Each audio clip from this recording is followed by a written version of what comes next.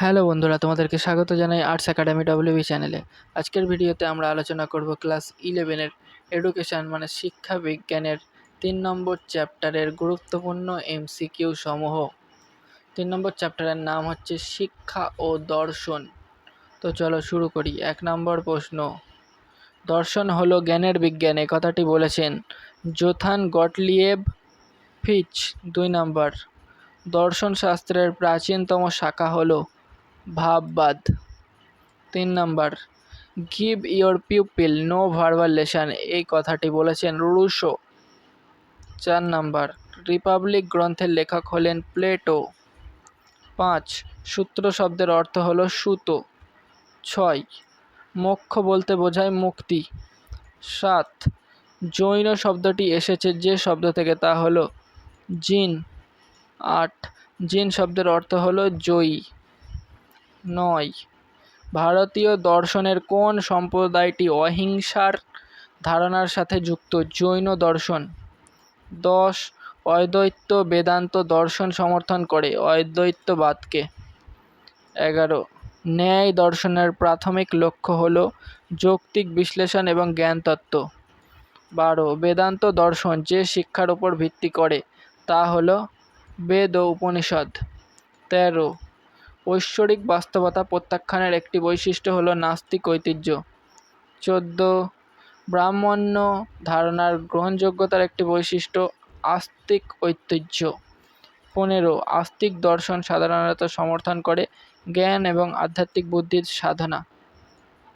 16, ন্যায় দর্শনের প্রথম প্রবক্তা হলেন মহর্ষি গৌতম। 17, নিয়তে আনেন ইতি ন্যায়, এই কথাটি বলেছেন মহর্ষি বাৎসায়ন। 18, ন্যায়সূত্র নামক গ্রন্থে কতগুলি সূত্র আছে? 528টি।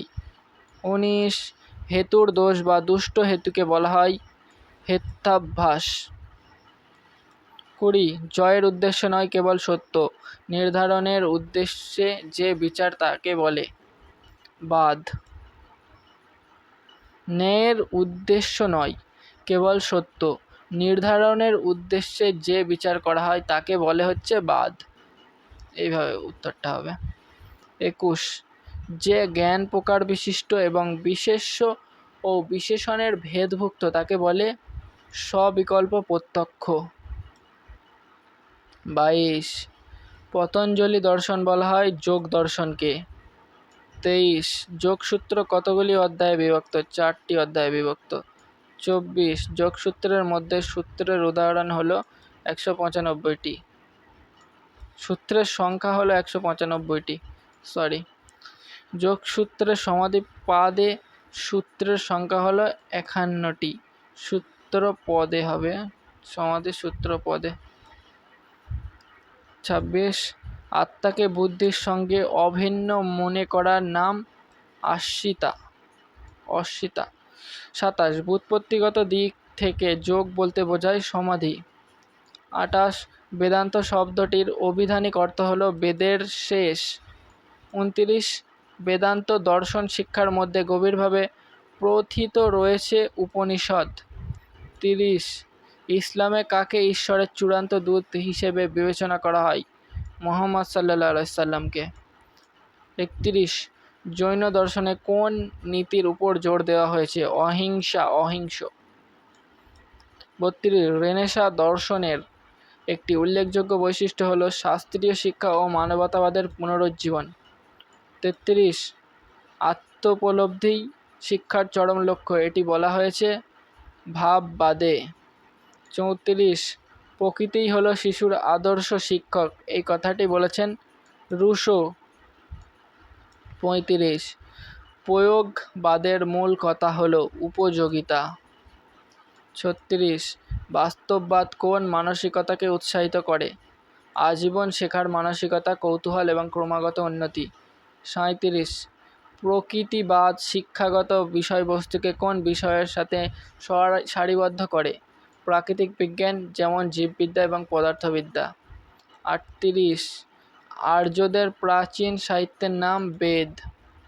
39, উপনিষদের অপর নাম কি? বেদান্ত। বন্ধুরা তোমরা এই প্রশ্নটার উত্তর বলে দেবে। কিসের অপর নাম শব্দ ব্রহ্ম?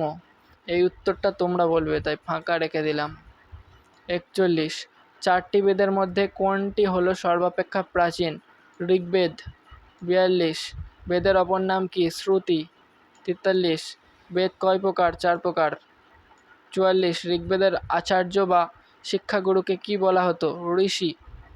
45, ঋষিরা কিসের স্রষ্টা? সংহিতার স্রষ্টা। 46, উপনিষদের যুগে চতুরাশ্রমের শেষ আশ্রম কি ছিল? সন্ন্যাস। বন্ধুরা এই উত্তরটাও তোমরা বলবে। 47 নম্বর প্রশ্নের কোন যুগে ভক্তি ধর্মের উদ্ভব হয়? এই উত্তরটাও ফাঁকা রেখে দিচ্ছি, তোমরা উত্তরটা বলবে। 48, বেদের প্রকৃত অর্থ কি? জ্ঞান। 49, সংখ্যা দর্শন তত্ত্বের প্রবক্তা কে ছিলেন? কপিলমু। 50, অরণ্য বিষয়ে পঠনীয় যে শাস্ত্র তার নাম কি? আরণ্যক। 51, বৌদ্ধ পিটকের সংখ্যা কয়টি? 3টি।